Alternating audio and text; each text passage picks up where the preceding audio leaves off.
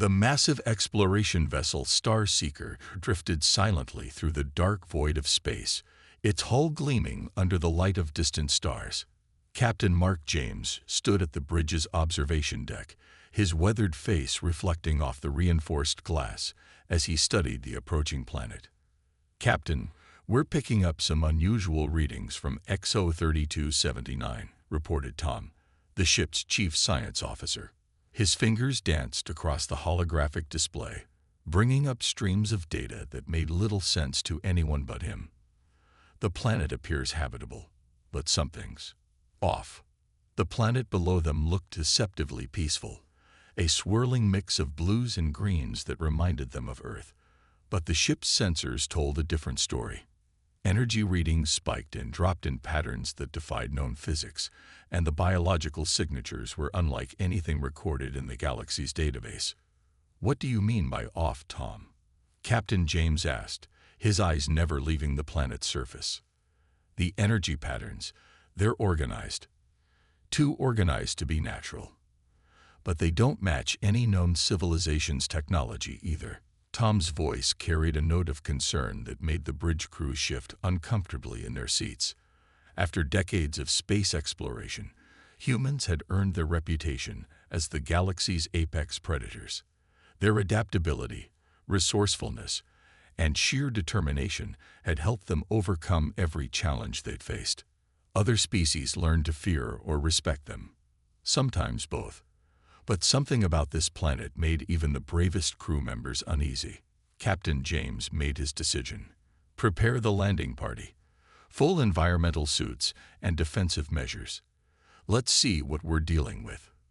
The landing shuttle cut through the planet's atmosphere like a knife through butter. Inside, 4 crew members checked their equipment one final time.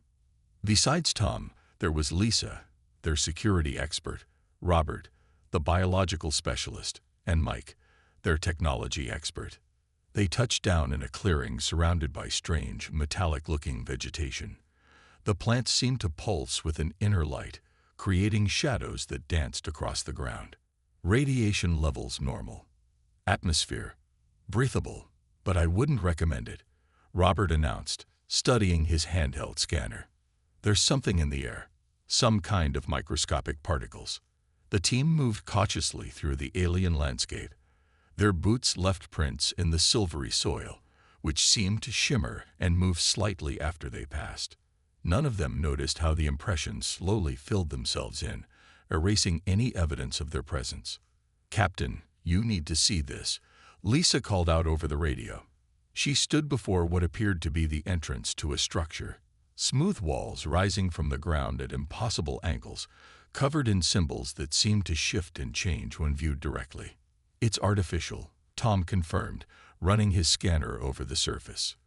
"But the material, it's both organic and mechanical. I've never seen anything like it." As they ventured inside, their lights revealed vast chambers, filled with what looked like abandoned technology. But unlike the ruins they'd encountered on other worlds, these seemed alive. Surfaces rippled at their approach, and faint whispers echoed through empty corridors. "This can't be right," Tom muttered, frowning at his readings. "According to this, the energy signatures are getting stronger. But that would mean..." Before he could finish, their equipment began to malfunction. Screens flickered with strange patterns, and their suits' environmental controls started cycling randomly. "Everyone out now," Captain James ordered. But it was too late. The entrance they'd used had sealed itself, the material flowing like liquid metal to block their escape. In the darkness, they could hear something moving. Not footsteps or mechanical sounds, but the whisper of countless tiny things moving in perfect synchronization. Their lights revealed walls that were no longer static but flowing, reaching toward them with purpose. "Star Seeker, emergency extraction." Captain James shouted into his radio, receiving only static in response. As the team huddled together, weapons drawn against an enemy they couldn't understand, they realized a chilling truth. For the first time, humanity wasn't the hunter. They were the prey. The darkness surrounding Captain James and his team suddenly lifted as emergency backup systems in their suits activated. Pale blue light emanated from their shoulder panels, revealing the strange chamber around them. "Is everyone all right?" James called out, his voice steady despite the situation. The team responded with tense affirmatives as they formed a defensive circle. "Our main systems are rebooting," Mike reported, tapping at his wrist computer. "Whatever knocked them out seems to have passed. For now." Tom had moved to one of the walls, where strange symbols pulsed with an inner light. "Captain, look at this," he said, pointing to a section where the symbols appeared to be organizing themselves into recognizable patterns. "I think it's responding to our language database." The wall rippled, and before their eyes, the alien script transformed into crude English letters. "What we are nang?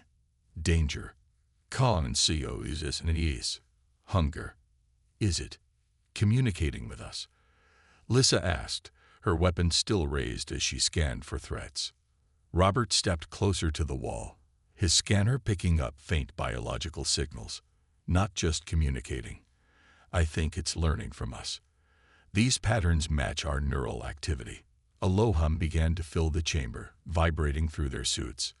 The floor beneath them shifted subtly, tiny fibers extending upward to touch their boots. "Don't let it make contact," James ordered, backing away. "Something's trying to access our systems, maybe even us." They retreated to the center of the room as Tom worked frantically on his device. "I'm picking up an archive of some kind." "Data storage. I think I can."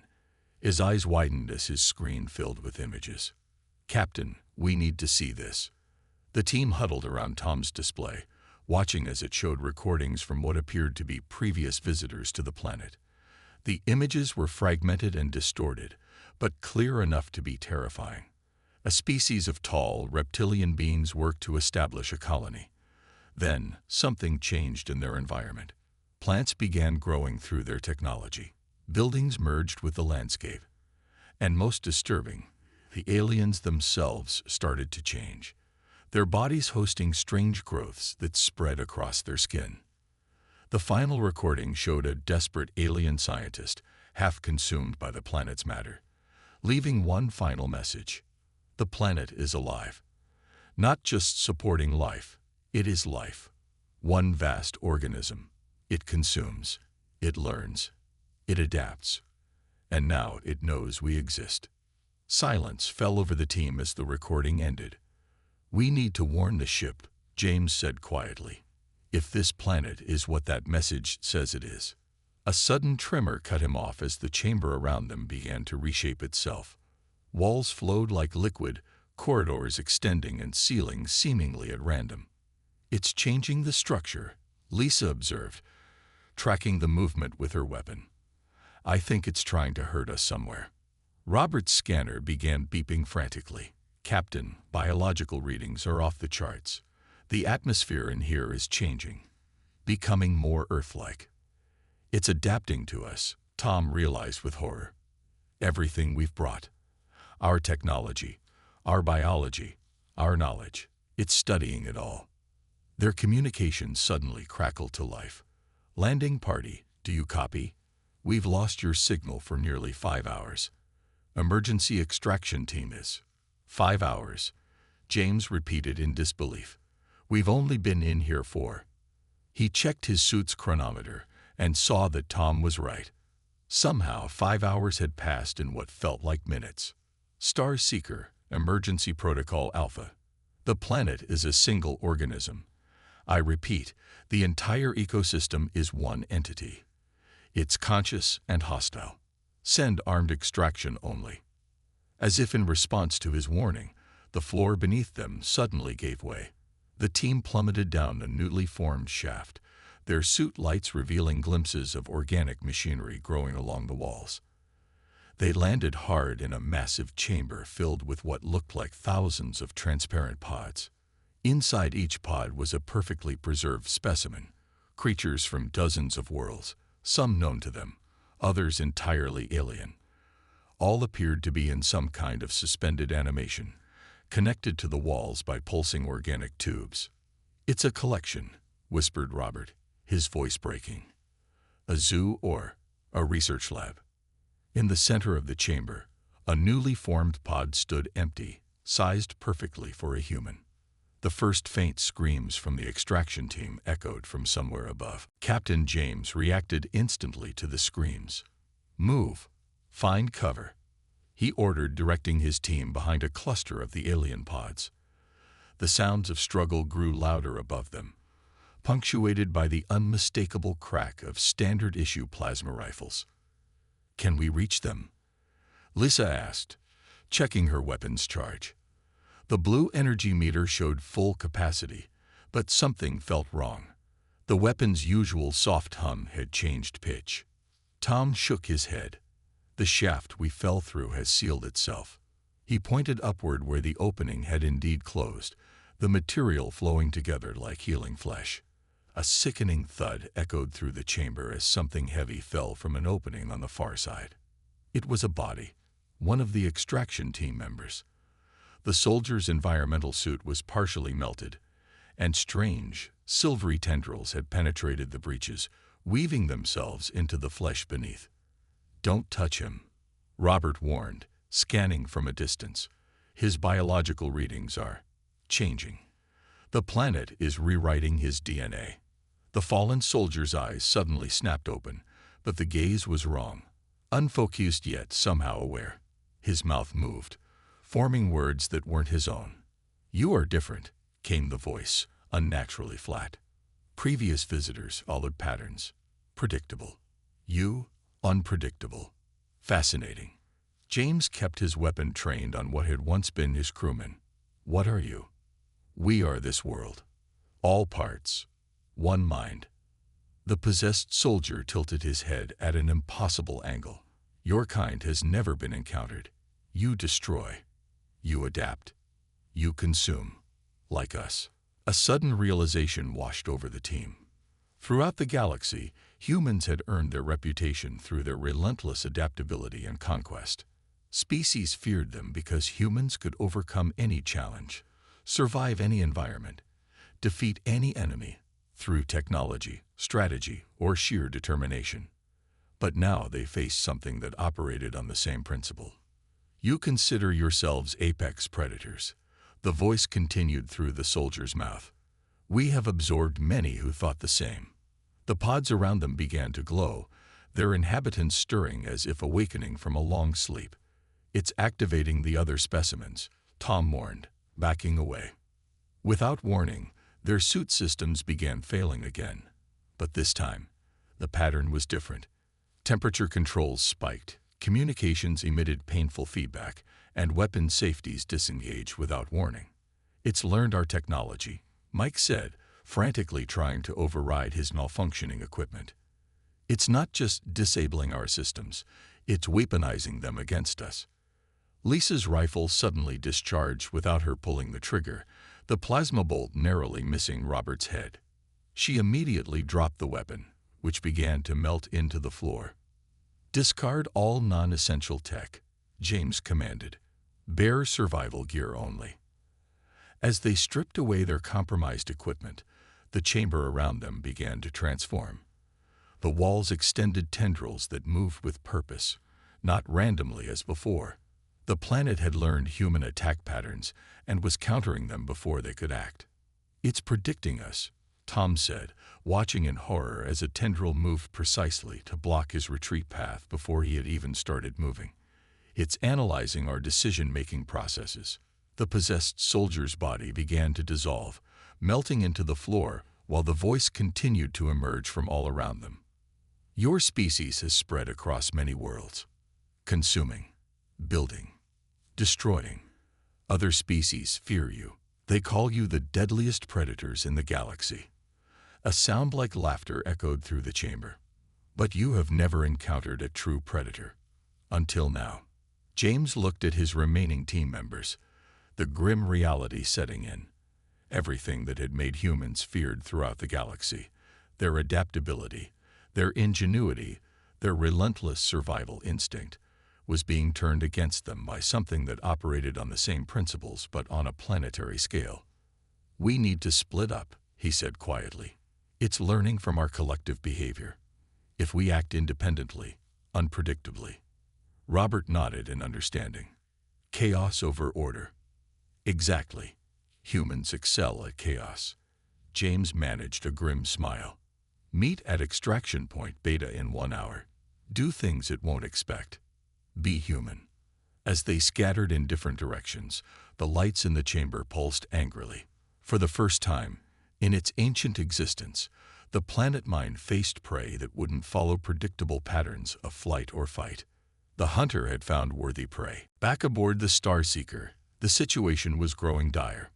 Communications with the surface had become sporadic, delivering only fragments of information from the scattered team members. In the ship's science lab, Dr. Anna, the chief xenobiologist, worked frantically alongside a small team analyzing the limited data they had received. "These readings can't be right," Anna muttered, staring at the screen showing biological samples transmitted from Robert's remaining equipment. "The cellular structure is both organic and mechanical, but neither in any way we understand." The lab door slid open as Officer Bill, the ship's second-in-command, entered. His face looked drawn with worry. "Any progress?" he asked. "We've lost contact with 3 more extraction teams. Whatever's happening down there is spreading." Anna pointed to a holographic display showing the artifacts they had managed to retrieve before the situation deteriorated. Among them was a strange crystalline object that pulsed with inner light. "We think this is some kind of data storage device," she explained. "It was recovered from near the original landing site. We've managed to decode parts of it, and what we're finding is troubling." She activated the display, showing images and text translated from the alien device. The hologram revealed a history spanning millions of years, the story of a world unlike any they had encountered. "The planet wasn't always like this," Anna explained. "According to these records, it was once home to a civilization we're calling the Originators. They faced extinction from some cosmic disaster and attempted to preserve themselves by merging their consciousness with their world's biosphere." Bill's eyes widened as understanding dawned. "They turned their entire planet into some kind of living computer. More than that, they created a hybrid organism machine with the planet itself as the body. But something went wrong." Anna switched the display to show what appeared to be records of other alien species visiting the planet. Every time a new species landed, the planet absorbed them. Their knowledge, their biology, their technology, all of it integrated into the collective. The display showed species after species meeting the same fate: arrival, study, absorption, each adding their unique attributes to the planet's growing capabilities. "It's not just defending itself," Bill realized. "It's evolving, learning, growing." Anna nodded grimly. "And now it's encountered humans, possibly the most adaptable species it's ever faced." She hesitated before continuing. "There's more. I think I know why it's so interested in us specifically." She brought up a final set of images, showing strange simulations of human neural patterns compared to the planet's own processing systems. "Our brains, our thinking patterns, are fundamentally different from anything it's encountered before. Where most species' thoughts follow logical, predictable patterns, human thinking includes chaos, intuition, creativity, contradiction." "You're saying it wants our minds?" Bill asked, his voice lowering. "I think it sees us as the final piece of its evolution, the missing element." Anna's expression was grim. "Through millions of years and dozens of absorbed species, it's never encountered minds like ours, capable of both rigid logic and complete irrationality." Their conversation was interrupted by a sudden transmission from the surface. Tom's face appeared on screen, his features barely visible in the dim light of what looked like a narrow tunnel. "Made it to a dead zone." His voice cut through static. "Planet can't monitor here. Found records. Original civilization." "Tom, what did you find?" Bill called out, But the connection was already failing. Weakness, Tom continued urgently. Collective consciousness can't handle contradictions. Illogical actions confuse it. The transmission broke up further. Captain's plan is working. Meet at extraction point. The screen went dark as the connection failed completely. Anna turned to Bill, her eyes wide with realization. That's it. The planet's mind works on pure logic and predictable patterns. It can adapt to anything it understands, but human unpredictability is the one thing it can't easily absorb. Bill finished, already moving toward the door. We need to send this information to any team members still operational down there. As they rushed to the communication center, the ship's sensors began detecting strange energy patterns emanating from the planet's surface. The readings indicated something massive was happening below. Areas of the planet were lighting up with activity, like neurons firing in a giant brain. The planet wasn't just hunting humans anymore. It was thinking about them. Lisa crawled through a narrow tunnel, guided only by the faint light of her emergency beacon. She had abandoned most of her equipment as Captain James ordered, keeping only basic survival tools. The walls around her pulsed occasionally, as if the planet was breathing. But they no longer reached for her as aggressively as before. It can't track me as easily, she whispered to herself, realizing that without her advanced tech, she presented less of a pattern for the planet to analyze. A simple knife and manual compass had become more valuable than any plasma rifle. After navigating the twisting passages for what felt like hours, she emerged into a small chamber where a familiar figure huddled in the shadows. Robert, she called softly, recognizing the biologist despite his torn uniform. He turned quickly, relief washing over his dirt-streaked face. Lisa, you made it. His voice was hoarse, as if he hadn't spoken in days. I think I've figured something out about this place. He showed her a crude map he'd drawn on a piece of fabric torn from his uniform. The planet reacts differently to different behaviors. When I act logically, taking the safest route, moving toward light, seeking exits, it predicts and traps me easily. But when you do something unexpected, Lisa asked, already guessing the answer, it gets confused. Watch this. Robert suddenly began laughing loudly, spinning in circles, and reciting nonsense rhymes. The walls around them rippled uncertainly, tendrils forming and then retreating without purpose. Human unpredictability. Lisa realized it can't process it. A distant rumble shook the chamber, and they both tensed, ready to run. Instead, they heard a familiar voice calling from an adjacent tunnel. Lisa, Robert, is that you? Mike appeared, crawling through an opening that seemed to have formed spontaneously. Behind him came Tom, looking exhausted but alive. Where's the captain? Lisa asked as they gathered together. Working his way to extraction point Beta, Tom explained quickly. But we've got new information. I managed to contact the ship briefly from a dead zone, a place where the planet's awareness seems weaker. He described what the science team had discovered about the planet's origins and its interest in human consciousness. So it wants our minds because we're unpredictable? Robert asked. Not just unpredictable, contradictory, Tom corrected. We're capable of both extreme logic and complete irrationality, something its perfect system has never encountered. Mike laughed darkly. So being human, truly, messily human, is our weapon. A plan began to form. If they could confuse the planet's consciousness enough, they might create an opportunity to escape. Using what they'd learned, they began moving toward the extraction point, but not in any logical fashion. Robert walked backward while singing childhood songs. Lisa took the most difficult paths instead of the easiest ones. Tom deliberately hurt himself by stubbing his toe, producing pain the planet couldn't understand. Mike alternated between running and standing completely still for no apparent reason. The planet's responses became increasingly confused. Pathways opened and closed randomly. Tendrils formed but lashed out at empty air. The very structure of the tunnel seemed to waver, as if the consciousness controlling them was experiencing doubt for the first time. When they finally reached the extraction point, they found Captain James already there, standing before what appeared to be a newly formed exit to the surface. "It worked," he said simply, nodding at their approach. "The more irrationally I behaved, the less it could predict my movements." The exit pulsed uncertainly, opening wider then narrowing again, as if the planet couldn't decide whether to trap them or release them. "It's learning from us even now," Tom mourned. "This confusion won't last." James nodded grimly. "Then we have one chance.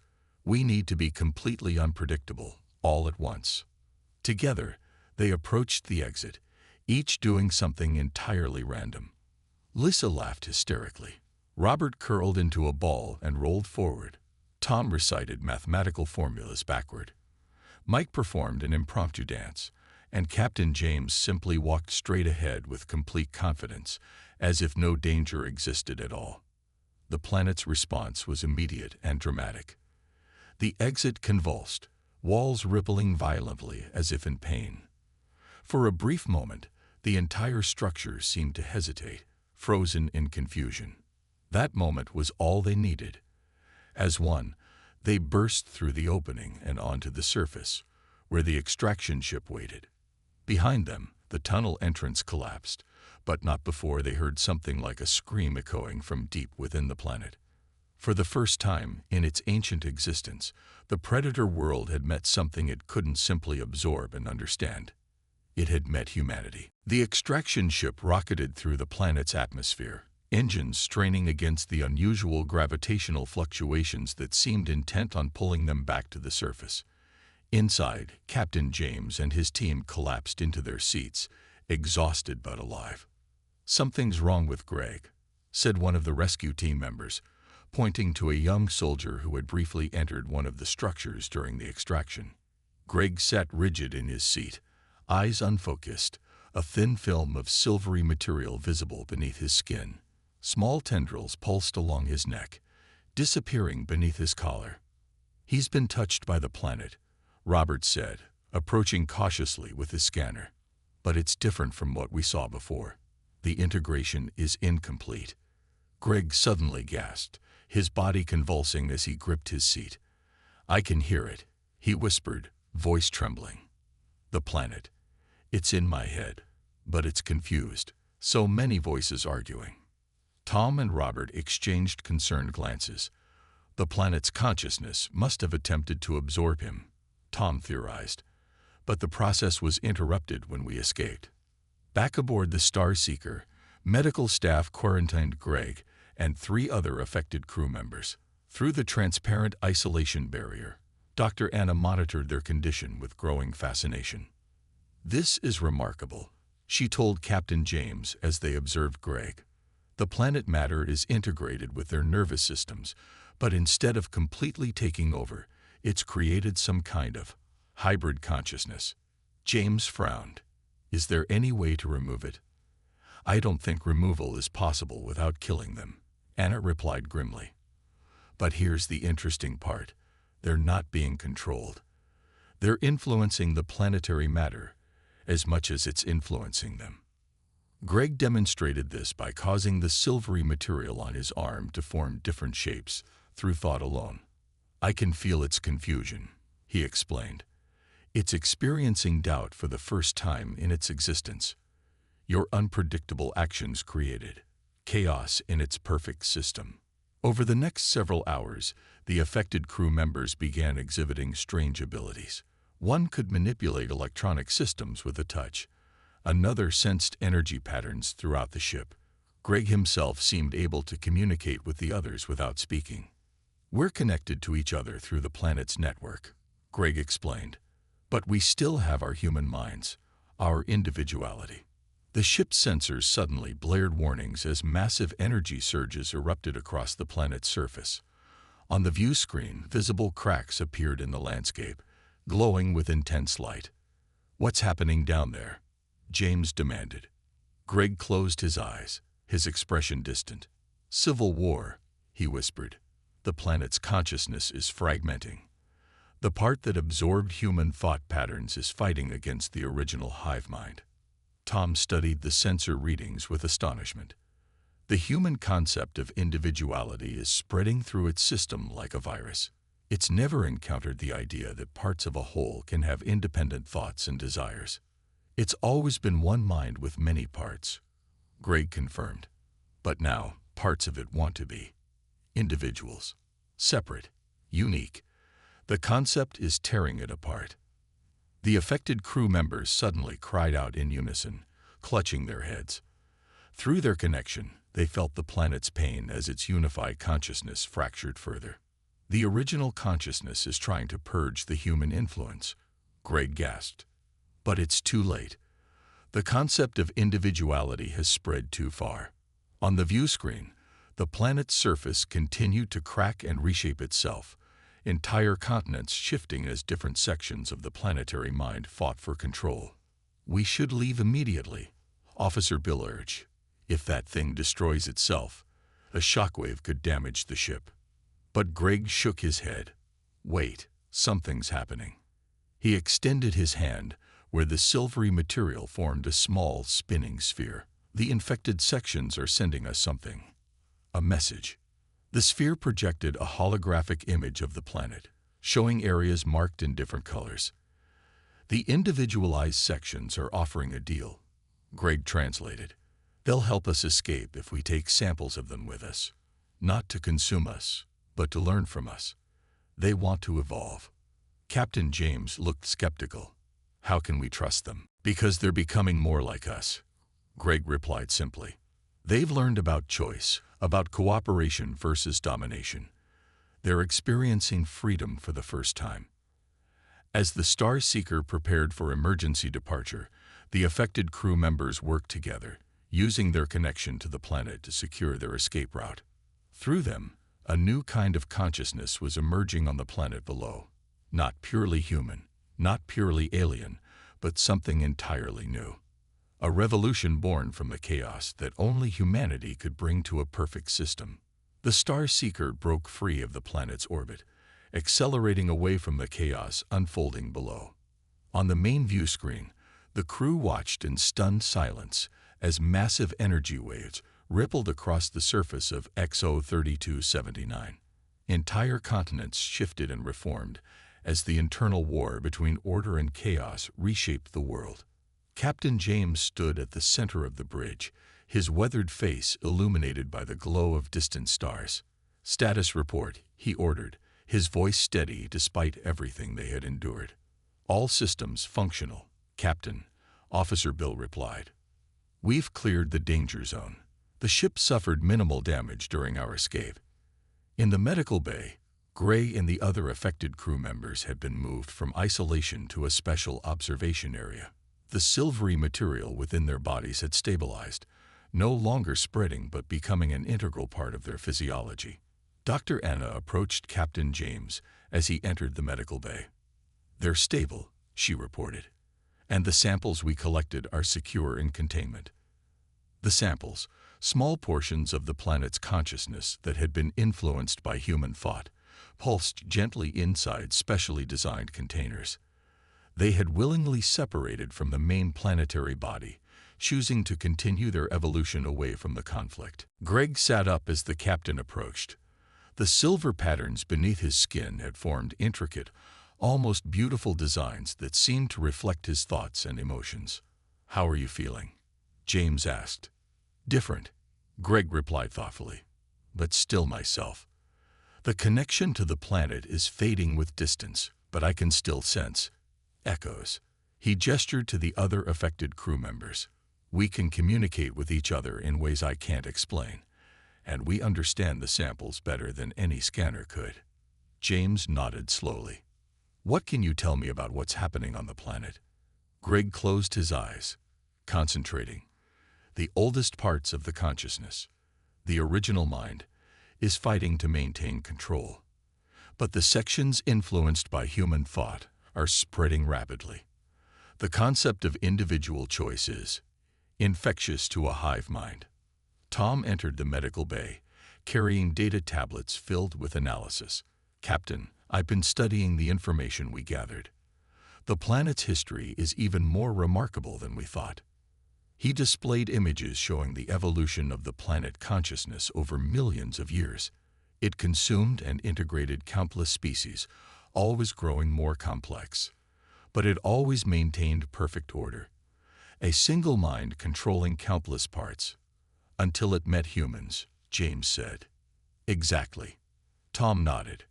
We were the first species it encountered that valued chaos as much as order.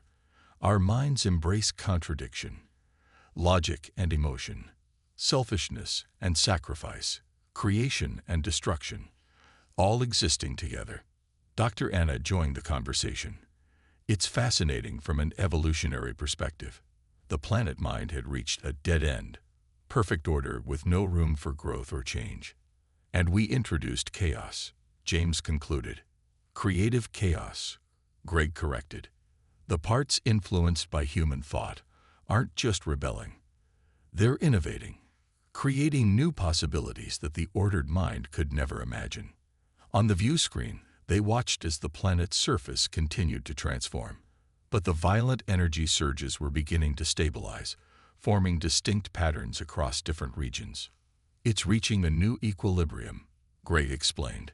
Not unity, but diversity. Not one mind, but many, cooperating and competing. Captain James stood silently for a moment, absorbing the magnitude of what had happened. Humanity, long feared as the galaxy's apex predator, had encountered something even more dangerous, and instead of destroying each other, they had transformed one another. We came looking for a new world to explore, he said finally. Instead, we helped create one. 6 months later, the Star Seeker returned to Earth, carrying its precious cargo of knowledge and the samples of the evolving planet mind. The affected crew members had become something new, not fully human anymore, but not alien either. They served as ambassadors to the conscious fragments they had brought back, learning from each other in ways that transformed both. And far across the galaxy, the planet once known simply as XO3279 continued its own transformation. New structures rose from its surface, not the uniform patterns of the old consciousness, but diverse, creative forms reflecting countless individual minds working sometimes together, sometimes apart. Where once existed a perfect predator, now flourished a garden of possibilities. In the ship's final report, Captain James wrote words that would echo through human history. We have long believed ourselves to be the deadliest species in the galaxy. Today we learned that our greatest power lies not in our ability to consume or destroy, but in our capacity to change, and to change others. Perhaps that is the most dangerous power of all.